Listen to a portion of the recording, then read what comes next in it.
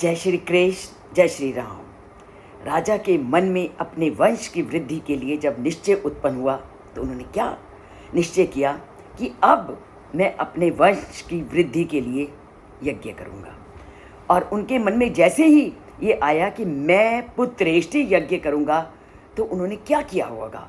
तो राजा दशरथ के मन में जब पुत्रेष्टि यज्ञ को करने की इच्छा उत्पन्न हुई तो उन्होंने सबसे पहले कहा, सा निश्चितम मतिम कृत्वा यष्टव्यम इति बुद्धिमान।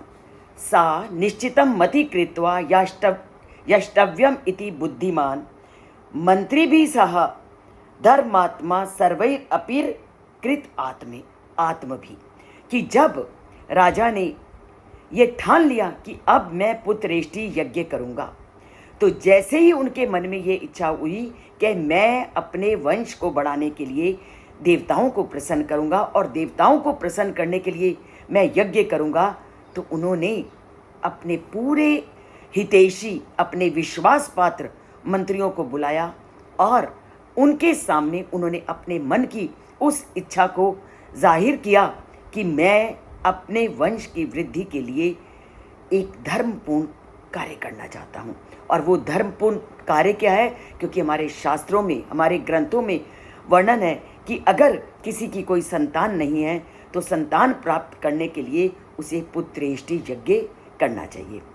तो राजा ने अपने धर्मात्मा थे, धर्म ग्रंथों को भली भांति पढ़ा हुआ था, इसलिए उन्होंने कहा कि मेरी अगर कोई संतान नहीं है तो मैं भी अपनी संतान को प्राप्त करने के लिए पुत्रेष्टि यज्ञ करूंगा। तो उन्होंने पुत्रेष्टि यज्ञ का निश्चय किया ताकि जब उनकी प्रजा, उनका जो राज्यपाट था जब ठीक तरह से चलने लगा तो उनका जो ध्यान था अब अपनी पारिवारिक वृद्धि की ओर गया। और पारिवारिक वृद्धि के लिए उन्होंने पुत्रेष्टि यज्ञ का निश्चय किया। और इस निश्चय को पूर्ण करने के लिए और इस निश्चय को बताने के लिए उन्होंने अपने मंत्रियों को अपने समीप बुलाया और अपने मंत्रियों को ये आदेश दिया कि मैं अब अपने वंश की वृद्धि के लिए पुत्रेष्टि यज्ञ करना चाहता हूँ। अब वो मंत्रियों के साथ उस यज्ञ को, अपनी उस इच्छा को कैसे पूर्ण करते हैं, इसे हम आगे वाले श्लोकों में जानेंगे। और ये सभी बातें आप तभी जानोगे जब आप इस चैनल से जुड़ोगे, उसे सब्सक्राइब करोगे और लाइक करोगे। क्योंकि अब परमात्मा के साथ पूरी तरह से जुड़ने का समय आ गया है। क्योंकि अब उस परम पिता परमात्मा की उत्पत्ति महाराजा दशरथ के घर में कैसे होती है, एक एक श्लोक में वाल्मीकि उसका वर्णन करेंगे। और उस परमात्मा के जन्म के अगर तथ्य को हमने नहीं जाना तो रामायण पढ़ने का क्या लाभ।